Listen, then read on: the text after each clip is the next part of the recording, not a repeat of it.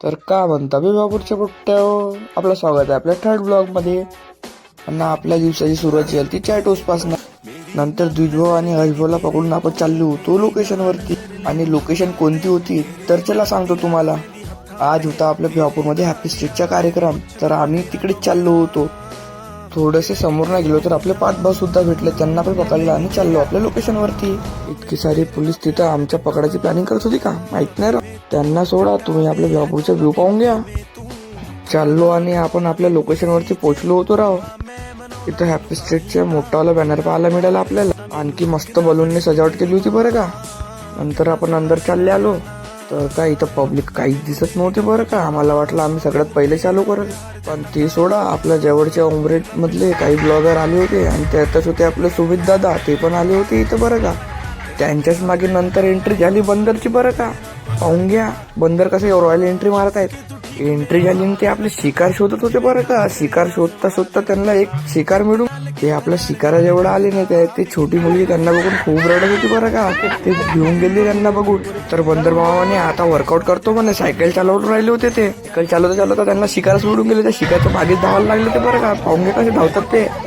नंतर उमेदच्या ब्लॉगरकडे लक्ष गेले, पाहू शकता तुम्ही. बंदर मामा तर थकले होते वाटते म्हणून स्टेजवर जाऊन ते बसून गेले. नागपूरची पोट्टे थोडे हळूहळू जमायला लागले होते हॅपी स्ट्रीटच्या कार्यक्रमामध्ये. एक साईड वळून बघले तर काय टेडी सोबत तिकडे आपल्या ग्राउंडवरती जात लोक फोटो काढत होते बरं. आणि आपल्या सुधान दादांनी त्यांचे डोकं काढून बघितलं तर कोण आहे तर. नंतर आपल्या कार्यक्रमाची स्टार्टिंग झुंबा डान्स पासून चालू होणार होती. तिथं झुंबा डान्स करायला शक्ती मंडळ समोर आले. नंतर आपल्या विभापूरचे पोट्टे डान्स करायला लागले होते. तर आपले विभापूरचे पोट्टे सहकार्य ते त्यांना खाली पण नाचत होते.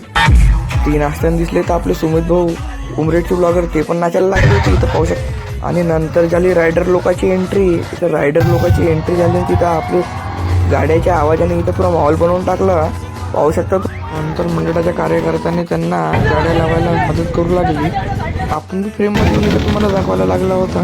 पाहू शकता तुम्ही किती रायडर लोक आले तर.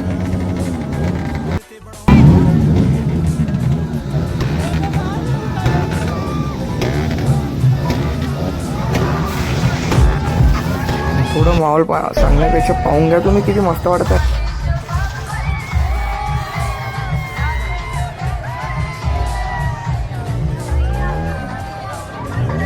आपल्याला जायचं होतं खेळासाठी, मग आपण चाललो आता घरी. भेटूया पुढच्या ब्लॉग मध्ये.